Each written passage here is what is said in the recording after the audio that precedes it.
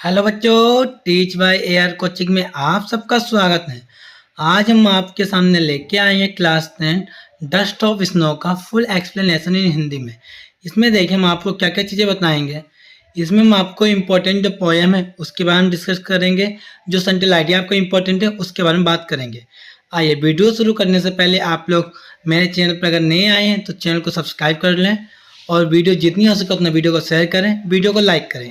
आइए हम शुरू करते हैं अपनी वीडियो। देखिए सबसे पहले देखा है, देखिए dust of snow. Dust of snow के राइटर कौन है, मतलब पोएट कौन है। डस्ट ऑफ स्नो है वो किसने लिखी है, बाय रॉबर्ट फ्रॉस्ट। किसने लिखी है, रॉबर्ट फ्रॉस्ट ने लिखी है। पहले स्टैंजा में किसकी बात हो रही है हम उसके बारे में आज बात करेंगे, आइए जानते हैं।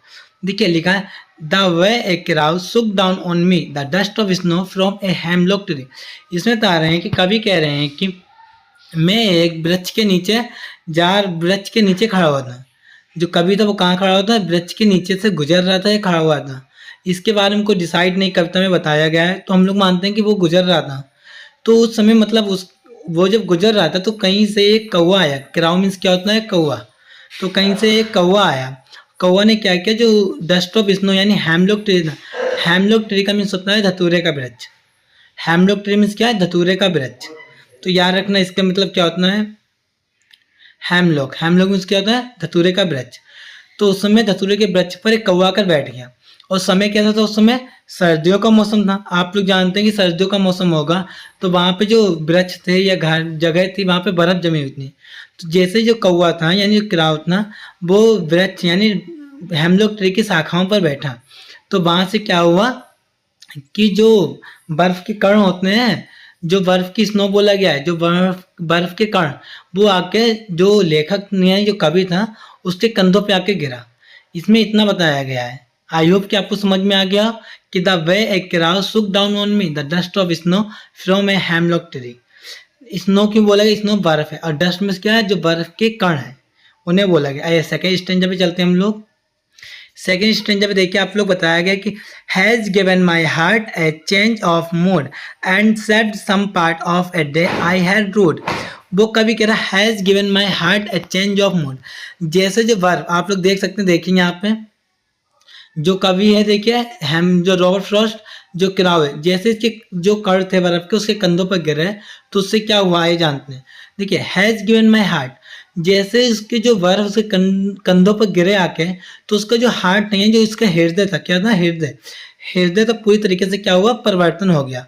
यानी एक तरीके से मूड था वैसे का उदास होगा, पर जैसे जो बर्फ के कण उसके ऊपर गिरे तो वो क्या हो गया था, एकदम से उसका मूड बदल गया था। अब वो दुखी नहीं लग रहा था। तो उसने क्या बोला, and saved some part of a day I had rued. मैंने अपने आज यानी एक दिन के जो कुछ घंटे थे उन्हें मैंने अपने आप को दुखी होने से बचाया है। सेव मीन्स क्या होता है, बचाना। तो कवि ने क्या किया था कि जो बर्फ के कण गए थे उसकी वजह से उसने अपने जो हिस्से थे एक दिन के, उसने उस टाइप को क्या क्या बचाया था, मतलब कुछ घंटों को। ठीक है, तो आई होप कि आपको ये समझ में आ गया होगा कि इस कवि में क्या कहना चाहता था। स्टैंडर्ड समझ में आ गया। आइए इसका सेंट्रल आइडिया देखते हैं। सेंट्रल आइडिया क्या बताया गया, आइए देखते हैं। सेंट्रल आइडिया लिखने का तरीका क्या है। सबसे पहले आपको सेंट्रल आइडिया नेम डालना होगा, डस्ट ऑफ स्नो। नीचे लिखना होगा Robert, point name Robert Frost. Central idea क्या देखा, देखिए the dust of snow by Robert Frost in a small and simple poem with deep meaning. ये बिल्कुल आसान और एक छोटी कविता है। It express the signification of small things in change one's attitude. इसमें बोला है कि इसमें सिग्निफिकेशन करें, कुछ आपको बताएं कि स्मॉल है, कुछ चीज़ें स्मॉल थिंग्स हैं, कुछ सोचा है इन्होंने, चेंज किया आपके एटी यानी आपके घमंड को बदल सकते हैं। The poem reiterated that the little things in life can make her change in our future. इन्होंने कहा इसमें बताया कुछ छोटी छोटी चीज़ें होती हैं जो आपके माइंड को यानी जो आपके भविष्य को बदल सकती हैं। It also showed that it was take the hard times of life in stride. Eventually, something will happen to change our situation into happier times. इनने सोचा है कि आप कैसे भी सिचुएशन हो आपको हमेशा कैसा रहना चाहिए, हैप्पी रहना चाहिए। कैसा रहना चाहिए आपको, हैप्पी यानी खुश रहना चाहिए। आई होप कि आप लोग सेंट्रल आइडिया समझ में गए होंगे कि आया सेंट्रल आइडिया। आप लोग इसका स्क्रीनशॉट ले लीजिएगा। स्क्रीनशॉट लेने में ये फायदा होगा कि आपको यही सेंट्रल आइडिया याद कर लेना। जिसमें आपको बड़ा लग रहा है, जब आप लोग लिखेंगे ज़्यादा आपका ये 3-4 लाइनों में आ जाएगा, पेपर के लिए इम्पोर्टेंट है। सॉरी, एक मिनट। 100% कि आपके पेपर में इसका सेंट्रल आइडिया आएगा। आइए इसकी अब जो पोएम बनेगी वो भी देखते हैं। देखिए इसकी पोएम क्या है, सबसे पहले आपको लिखना होगा पोएम नेम।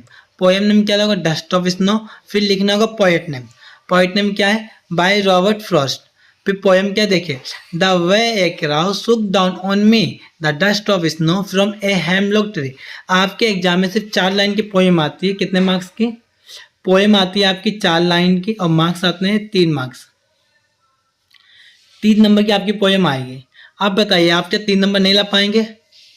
तो हम इसी तरीके से आपके लिए मेहनत कर रहे हैं कि आपके एग्जाम में कम से कम इतने मार्क्स आने चाहिए। आप मेरे ही भरोसे बैठे इतना, हम आपके मार्क्स 90% ला देंगे। कितने? 90% मार्क्स आपके सिर्फ मेरे कौन जो पढ़ा रहे हैं उनसे आप पढ़ते रहिए। इसी प्रकार की वीडियो देखने के लिए आप अपने इस चैनल को सब्सक्राइब कर लें और वीडियो जितनी हो सके उतनी वीडियो को शेयर करें। हम जल्द ही मिलेंगे एक नई वीडियो के साथ। जब तक के लिए धन्यवाद।